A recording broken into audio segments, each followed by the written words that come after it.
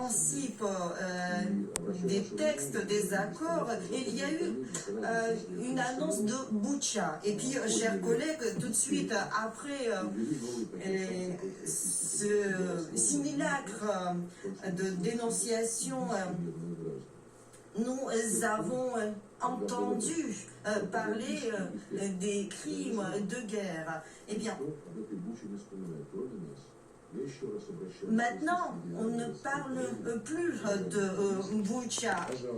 Maintenant, je me tourne vers le secrétaire général. Je vous prie, faites pression, s'il vous plaît, sur l'Ukraine pour qu'il publiquement donne les noms de famille des civils tués à Boutcha. Je le réclame depuis des mois et des mois, mais mes demandes restent lettres mortes. Je vous prie d'appuyer ma demande, s'il vous plaît. Et par ailleurs, en Ukraine, on dit qu'il y aurait des crimes perpétrés par les militaires russes. Nous voyons très bien que ce sont des scénarios préécrits. La tragédie à Odessa en 2014, d'autres crimes perpétrés contre les russophones, tout cela est resté impuni.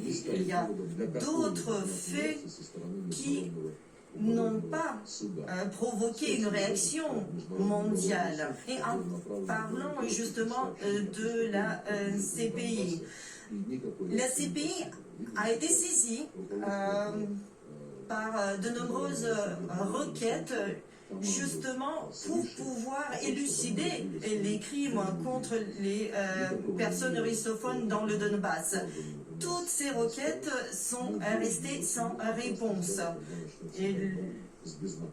Et donc, pendant des années, nous attendions le début de cette lutte contre l'impunité. Maintenant, le temps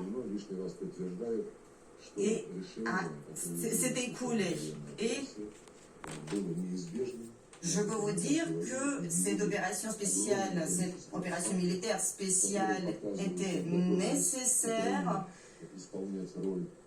Nous avons bien vu que l'Ukraine se destinait à être une classe d'armes lancée contre la Fédération de Russie. Je vous assure, nous n'allons pas vous laisser faire tout cela. Je vous remercie de votre attention.